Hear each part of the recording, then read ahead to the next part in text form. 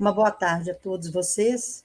Me sinto lisonjeada por estar aqui hoje apresentando o nosso trabalho realizado no Brasil, não só em Belo Horizonte, mas também em todo o país.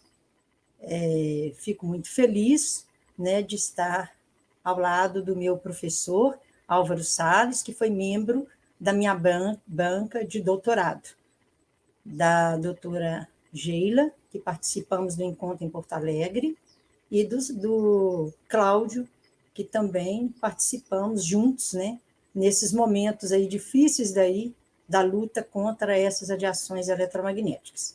Vou apresentar o trabalho que nós realizamos em Belo Horizonte e o trabalho que nós temos realizados em todo o país em relação às radiações eletromagnéticas, não só de antena de telefonia celular, como pessoas expostas à linha de transmissão e também nas proximidades de subestação de energia, que é um trabalho que a gente já realiza desde 2009.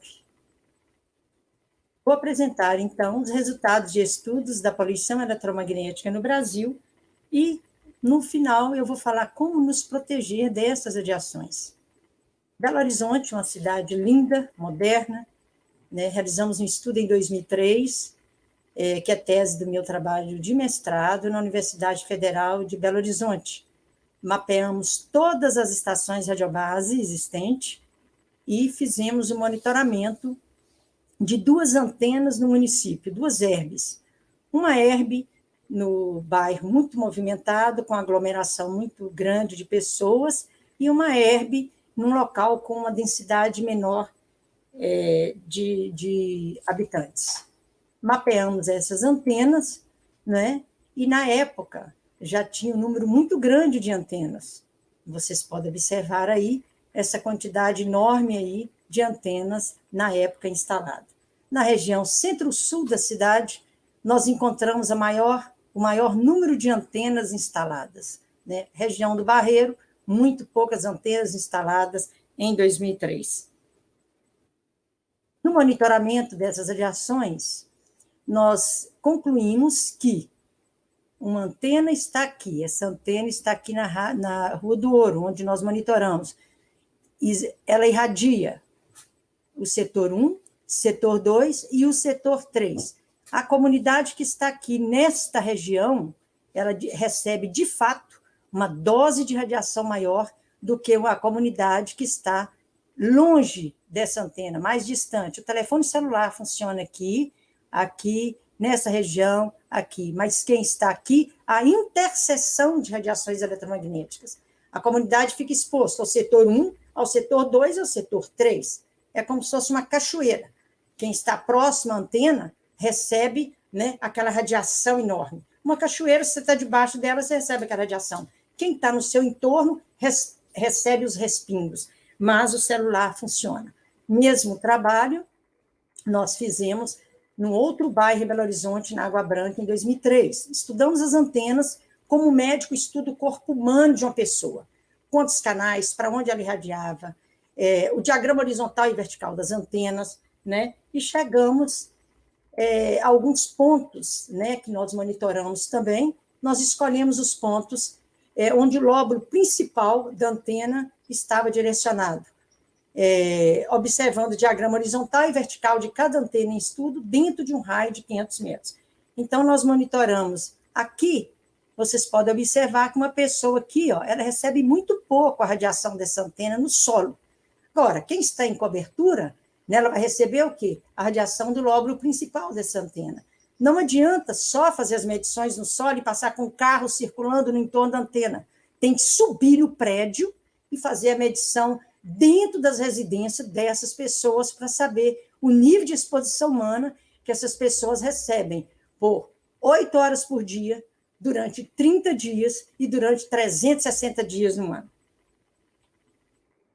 Aqui foram os resultados que nós encontramos, né, nessas ruas, nessas direções das antenas, e vocês podem observar que os valores encontrados nesse monitoramento estavam realmente abaixo dos limites aí preconizados pela Anatel, que são os padrões da ICNIRP.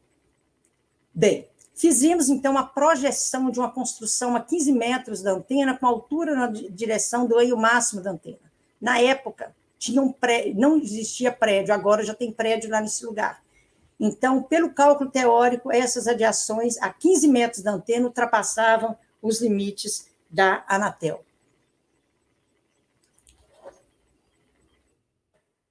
O mesmo trabalho nós fizemos no site da Água Branca, na área dos entornos da ERB não edificada, né? A 10 metros da antena, com altura na direção do ganho máximo da antena, esses valores, nessa direção, ultrapassava também os limites da Anatel.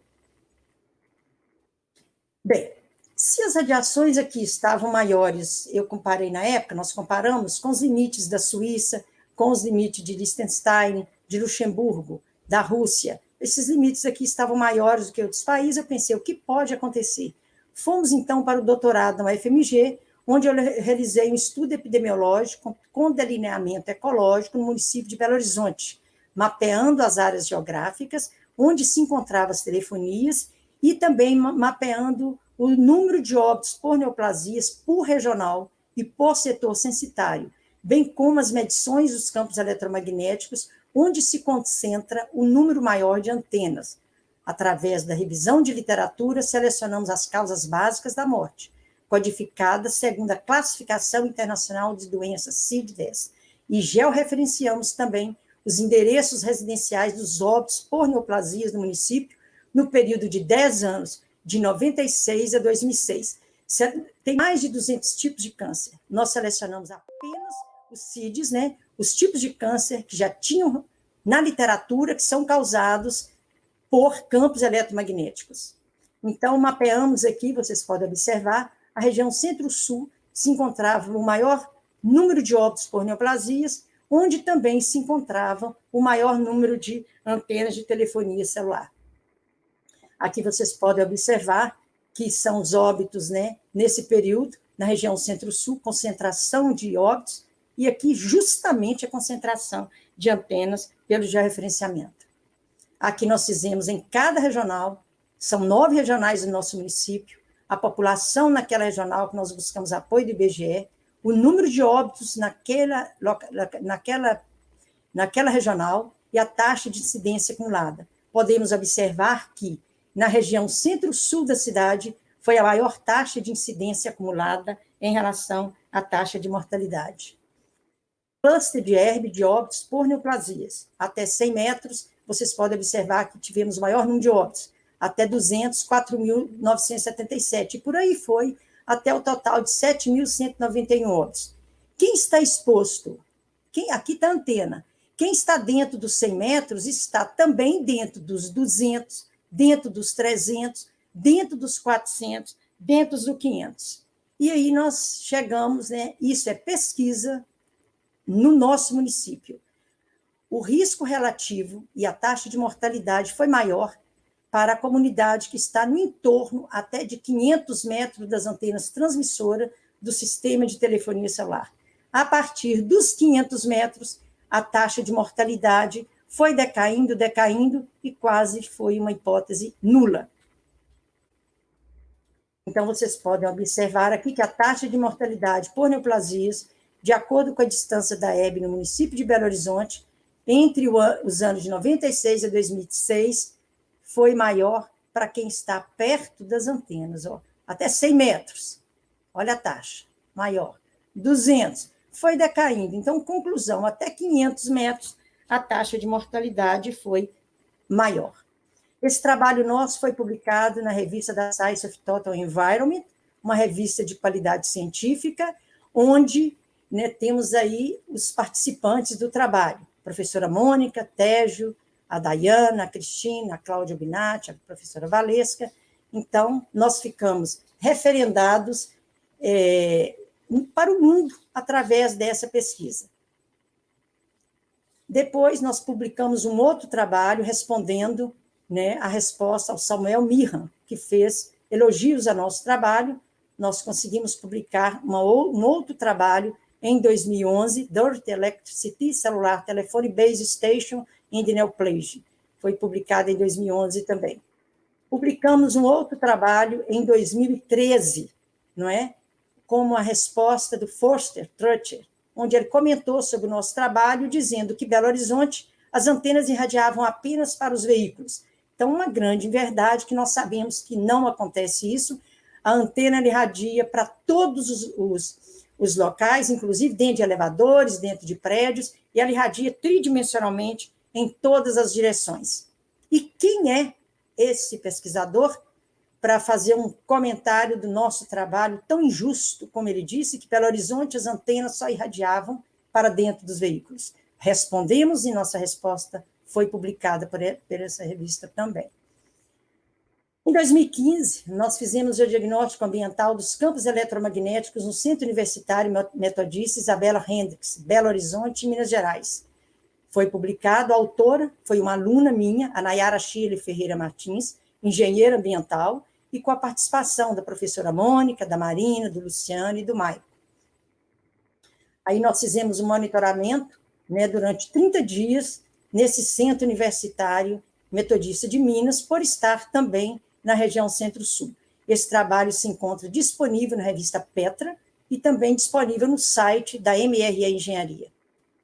Bem, continuamos o nosso trabalho no Brasil, saiu a norma da ANEEL em 2010 e nós fazemos um monitoramento de linha de transmissão de energia em todo o país. Essas medições dos campos elétricos e magnéticos de baixas frequências, ocupacional e de público em geral, em subestações e linha de transmissão, estabeleceu a resolução normativa da ANEEL e foi publicada em março de 2010, através da BNT, 19 de julho de 2016, foi atualizada. A amostra de trabalho dessas medições das radiações eletromagnéticas no Brasil: linha de transmissão, subestações de energia, antenas de telefonia celular. Aqui é uma amostra de medição das radiações eletromagnéticas de baixas frequências, ocupacional, dentro de uma subestação de energia. Outra medição, né, outra amostra de medição de radiações eletromagnéticas, daqui foi no Espírito Santo, que nós fizemos, de público em geral, em relação às linhas de transmissão. Aqui, outro trabalho de medição realizado em relação à linha de transmissão que estão expondo as pessoas que estão com suas residências debaixo dessas linhas. Esse trabalho aqui é de público em geral. Dentro da subestação de energia é ocupacional. E na área de servidão da linha de transmissão é ocupacional. Fora dessa área de servidão é público em geral que nós consideramos. Mas o problema principal é que tem moradias dentro dessa área de servidão dessa linha de transmissão, expondo a comunidade a níveis de radiações eletromagnéticas de baixas frequências. Outro trabalho que nós fizemos em Goiás, né, para ocupacional, em relação aos níveis de exposição humana que os trabalhadores recebem no entorno dessas subestações de energia e que trabalham dando essas manutenções. Outro trabalho em Manaus que nós fizemos também, medição de campos elétricos e magnéticos em subestação de energia, exposição de público em geral. Por que público em geral? Porque dentro da usina, quem está lá, dentro da cerca, né, que está lá, a área fechada, é considerada ocupacional. Se tem trabalhadores que circulam no entorno, é público em geral. E no entorno também dessa subestação é considerada público em geral. Também várias moradias existem no entorno dessas subestações. Esta amostra de medição, eu fiz questão de apresentar, que foi pessoa física que nos convidou para fazer, não foi empresa nenhuma, e tinha uma subestação de energia, onde vocês podem observar aqui tem uma subestação, né? E aqui era um apartamento de cobertura, onde a senhora ia comprar esse apartamento. Aqui tinha uma subestação e aqui uma linha de transmissão circulando. Fizemos medições na cobertura, na escada, e no quarto, na sacada, né? Aqui vocês podem observar que a linha de transmissão está aqui e as nossas medições nós fizemos aqui, nessa sacada aqui. Aqui é no quarto lá, né, da cobertura.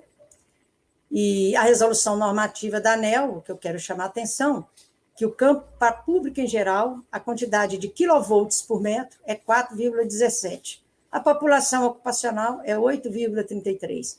O magnético é 200 e o ocupacional é 1.000. Por quê que o a população ocupacional ela pode ficar mais exposta do que o público em geral? Segundo a norma, é porque eles estão treinados para trabalhar. Mas não existe uma roupa protetora que coloque nesses trabalhadores que eles possam ficar expostos a essas radiações. Então, para o público em geral, o campo magnético é menor e o campo elétrico também é menor. A população ocupacional é maior. O magnético, o trabalhador pode ficar a 1000, né? 1000 microtesla exposto. E é um valor muito alto, porque acompanha os padrões da ICNIRP. Nós sabemos que a Suíça, o padrão é 1000 vezes abaixo desses padrões aí. Bem, os valores encontrados nessa cobertura, lado externo, na face mais próxima à linha de transmissão, que era perto de uma caixa d'água, inclusive, nós achamos o campo elétrico 2,743, que nós medimos da posição no eixo X, Y e Z. Né? Nós temos que fazer nos três eixos. Então, nós achamos esse valor aqui. Esse valor aqui já é 50% do valor que pode o ocupacional, né? Que é 4, alguma coisa aí. Então, esse valor de 2,74 já é 50% do valor da população. Bem, em engenharia de segurança do trabalho, quando eu fiz engenharia de segurança do trabalho, se você já encontra 50% daquele valor, medidas de ação já devem serem tomadas. Como você faz uma avaliação de um produto químico? Se você encontra 20% de ppm daqueles valores, 50%, vamos supor, 10 ppm, se você encontra 5, medidas de ação já devem ser tomadas. E qual medida de ação que é tomada para uma comunidade que está com seu apartamento já com 50% do valor permitido pela lei da ANEEL, que a gente sabe que não é seguro, mas essa comunidade, esse apartamento aqui já está com esse nível de radiação. Esses padrões precisam ser revistos. Medição de radiações de radiofrequência em residências é o que a gente mais tem feito para pessoas que estão com câncer ou não estão com câncer, quer saber quais são os limites de exposição humana que recebem das antenas. Dependendo do tamanho do imóvel, nós gastamos 8 horas, dependendo do tamanho do imóvel, é 2 dias. A gente faz a média temporal espacial, né? Então, é muito demorado fazer um levantamento, um monitoramento em uma residência para uma comunidade que está do lado da antena. E nunca a gente encontrou o mesmo valor num quarto, na cozinha, no banheiro. Todos os valores eles são diferenciados. E quanto mais próximo do emissor, maior é essa radiação eletromagnética. Aqui na cidade do Rio de Janeiro, que nós fomos lá fazer um monitoramento nesse apartamento, Belo Horizonte, e os valores, né, uma amostra de resultado, que a gente, quando fornece o laudo radiométrico para a pessoa, a gente fornece o laudo radiométrico através de gráficos e também através de uma tabela. Aqui vocês podem observar que o valor máximo aqui foi 3,9 volts por metro. E a literatura científica já cita valores 1000 vezes abaixo do que esse valor, já referendado na literatura, com danos à saúde humana, principalmente o câncer e leucemia em crianças. Aqui são amostras de resultado de radiação de radiofrequência nas proximidades da antena da telefonia solar. Vocês podem observar que nessa residência aqui, né, todas as potências estão aqui e as faixas de frequência. Então, recebe todas, isso que me incomoda. 1800, GSM, 2100, 3G, 4G, 3G, 4G, 3G, 3G, 4G, essa residência está exposta aqui, ó, como nós todos estamos expostos, a todas essas frequências e de todas elas, 3G, 4G, e agora chegando 5G, que é mais preocupante ainda, né, porque são ondas milimétricas que vão estar pertinho do nosso corpo para fazer a internet das coisas e para colocar antena até nos postes dos nossos bairros aí, e nós não sabemos ainda as consequências dessas radiações tão próximo ao nosso corpo. O fato de os valores dos campos medidos estarem abaixo dos limites recomendados pela ANEEL e Anatel não significa que é totalmente seguro a saúde ficar expostos por tempos prolongados aos campos elétricos e magnéticos com as intensidades que foram obtidas durante as medições. As evidências de estudos científicos mostram diversos efeitos à saúde nos seres humanos expostos a essas radiações, inclusive diversos tipos de câncer, ataques cardíacos, depressão, insônia, diabetes, autismo, tem pesquisa recente mostrando autismo, doença de Alzheimer, mal de Parkinson e toda alteração do nosso ciclo biológico, com valores 1000 vezes menores referendados nessas normas. No meio científico, a preocupação com relação aos campos elétricos e magnéticos de baixa frequência está relacionada à exposição de longa duração a campos magnéticos da ordem de 0,1 a 0,3 microtesla como provável fator causador de leucemia em crianças. Para as comunidades que estão debaixo dessas linhas de transmissão, tem muitas residências que estão localizadas na faixa de servidão dessas linhas. Em março de 2020, a Equinip lançou novas diretrizes já prevendo as frequências que serão utilizadas pelo 5G, mas a premissa básica continua como antes: prevenir apenas o aquecimento dos tecidos e efeitos térmicos, e não os atérmicos, como relata a literatura científica. Os padrões da Equinip não prevêem contra efeitos crônicos devido à exposição de baixas intensidades e longa duração. As antenas nos irradiam 24 horas por dia e durante 360 dias no ano. Por que não adotar os padrões da Suíça aqui no Brasil? O leste europeu, Rússia, Polônia, República Tcheca, Eslovênia, Bulgária e outros, e toda a ex-União Soviética, estão com seus limites bem inferiores aos limites da Equinip. Bem, gente, como nos proteger? Primeiramente, notificar as empresas do surgimento dos novos casos de câncer após a instalação das antenas de telefonia celular naquela área geográfica. Medições contínuas das radiações eletromagnéticas nas proximidades das áreas hospitalares, escolas, creches, nas comunidades vizinhas das EBs, ocupacional e de PUC em geral. Instalação das antenas apenas com aprovação de toda a comunidade no entorno de um raio de 500 metros. Medições das radiações eletromagnéticas de baixas frequências nas comunidades que estão com suas residências localizadas na área de servidão das linhas de transmissão de energia elétrica e ao lado de subestação de energia. Não permitir a construção de moradias dentro da área de servidão das linhas de transmissão. Elaboração de cartilhas educativas sobre o uso do aparelho celular em toda a rede do SUS e nas escolas dos municípios brasileiros. Instalar fibras óticas em todas as cidades. Desligar o wireless dentro das residências, dentro das escolas e nos locais de trabalho. Desativar os aplicativos dos telefones celulares, pois dessa forma ele irá emitir menos radiação e se tornará um aparelho comum. Não fornecer tablets celulares para as crianças. Recentemente, mais de 350 cientistas no mundo publicaram um apelo às Nações Unidas para reduzir a exposição pública dessas radiações eletromagnéticas e pediram a moratória ao 5G, citando efeitos biológicos adversos produzidos pelas radiofrequências. Não temos pesquisas da introdução dessa exposição humana das radiações do 5G, e ela, acrescida com outras que já existem, 1G, 1,8G, 2G, 3G e 4G. E o problema é que o 5G vai estar bem próximo ao nosso corpo. A rede 5G na China entrou em operação total em novembro de 2019. A epidemia do Covid-19 começou lá, 2 semanas depois. Diversas cidades e países, após a introdução do 5G, tiveram Covid-19 e várias cancelaram a instalação do 5G. Trabalho de educação e ciência. Existem mais de 2.700 artigos científicos publicados sobre os efeitos biológicos nos seres humanos, nas plantas, nas abelhas. Basta acessar o site da MRE Engenharia, que é um link de artigos, e também na Home, onde está inserido todo o trabalho da bioiniciativa Report. Basta consultar o site da MRE Engenharia, que vocês encontram todo esse referencial teórico que eu vou passar aqui para vocês nesses slides aqui. Ó.